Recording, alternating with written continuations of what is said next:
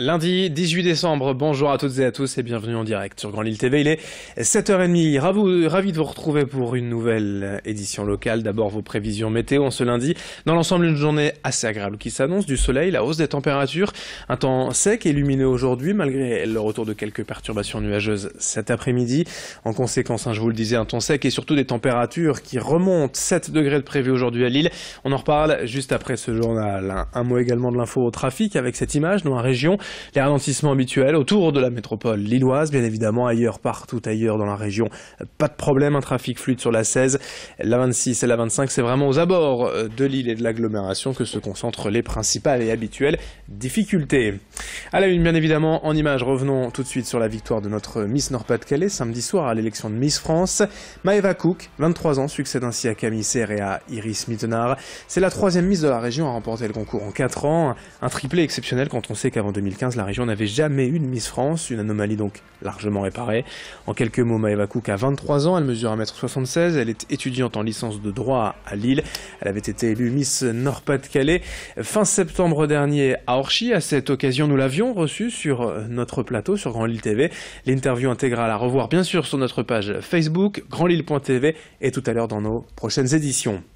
Dans l'actualité régionale également ce matin, aujourd'hui et demain, le département du Nord vote le budget 2018. Au programme, près de 3,5 milliards d'euros pour assurer les compétences du département, notamment la gestion des routes, des collèges, des sapeurs-pompiers et le versement du RSA. 150 000 personnes en bénéficient dans le Nord, un chiffre en baisse de 5% cette année. Autre dossier, la fiscalité, après une hausse de la taxe sur le foncier bâti en 2016. Une baisse est annoncée pour 2018 par le conseil départemental. Jean-René Le Cerf, le président, estime que l'endettement sera en baisse de 3% à plus d'1,2 milliard d'euros tout de même, ce qui n'empêchera pas le département de maintenir ses investissements. 270 millions d'euros cette année. On écoute Jean-René Le Cerf au micro d'Idil Gunaï. Certains sont tout beaux, tout neufs. Je pense par exemple au collège de Moulins, mais je reviens de Coudekerque-Branche où il y a 3 collèges qui sont dans une situation très difficile et qui nécessitent des travaux importants et urgents.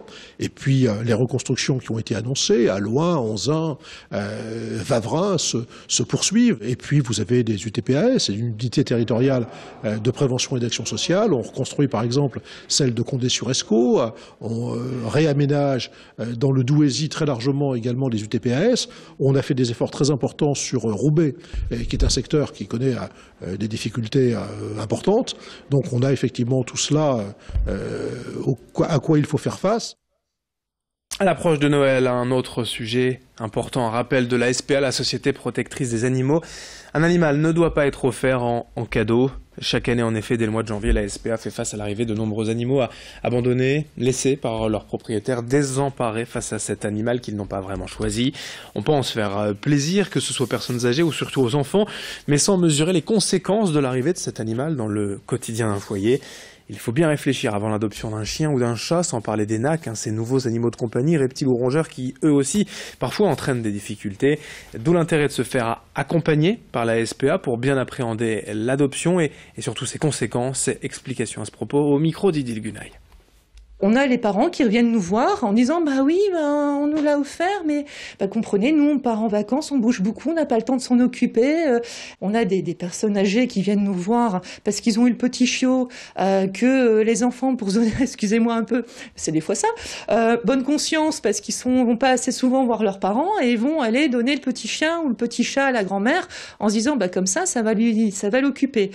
Et au final, on a ces gens qui viennent nous voir en pleine détresse, en pleine pleurs, parce que ils sont pas capables de s'en occuper, parce que voilà. Et ça, c'est vraiment triste. Et c'est bien pour ça que je vous dis non, un animal n'est pas un cadeau. 7h34 en direct sur Grand Lille TV, un autre sujet d'actualité ces dernières semaines en France, les violences conjugales et intrafamiliales. Pour en parler, avait lieu vendredi à l'Homme les 3e rencontres Justice-Ville à l'initiative du collectif des villes sur la sécurité urbaine. Un rendez-vous pour échanger quant à cette problématique sociale et les solutions possibles pour mieux coordonner les actions avec la justice.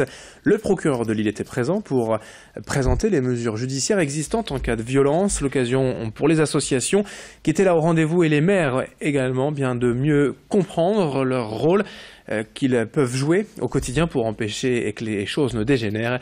Explication au micro de Xavier Silly. Eh bien, l'objet, c'est d'abord d'avoir une information vis-à-vis des élus, ce qui est toujours très important, les mobiliser aussi et les inciter à nous faire parvenir les informations, comme je le disais, c'est vraiment important. Et puis, insérer la démarche judiciaire dans une démarche d'ensemble, parce que nous n'avons pas la prétention d'être la seule institution à répondre à ce fléau social, et qu'il faut que tout le monde se mobilise, à la fois pour y répondre quand il arrive, et puis surtout pour le prévenir par des démarches d'éducation, par des démarches d'avertissement, par des démarches de sensibilisation du voisinage, de l'entourage, etc. On bref, également dans l'actualité dans cette édition à Lille, ce terrible accident ferroviaire vendredi soir. 4 jeunes ont été percutés par un train peu après la sortie de la gare Lille-Flandre au niveau du métro Collier. L'un d'entre eux, âgé de 20 ans, est mort samedi à l'hôpital. Un autre, âgé de 18 ans, est toujours hospitalisé dans un état très critique. Les 2 autres ont été plus légèrement blessés. L'enquête devra quand même déterminer les causes de cet accident. Selon les premiers éléments, les 4 jeunes auraient traversé les voies pour prendre un raccourci. Une théorie encore à confirmer. D'ailleurs, dans la foulée samedi soir, vers 23h, une vingtaine de jeunes ont manifesté dans le quartier de Fives. Il y a eu des dégradations, des feux de poubelle, 5 véhicules incendiés, des violences émanantes de rumeurs sur les réseaux sociaux, comme quoi les 4 jeunes percutés par le TER étaient en fait poursuivis par la police et auraient voulu y échapper en marchant sur les voies. Rien n'indique pour l'instant un tel scénario, mais à l'arrivée des incidents ont quand même vite été maîtrisés samedi soir. Une personne a été interpellée. À Lyon, un vendredi, le feu a détruit le restaurant McDonald's, boulevard de Roncle. Le feu serait en fait parti d'une voiture qui attendait sa commande au niveau du drive avant de se propager à la toiture de l'établissement.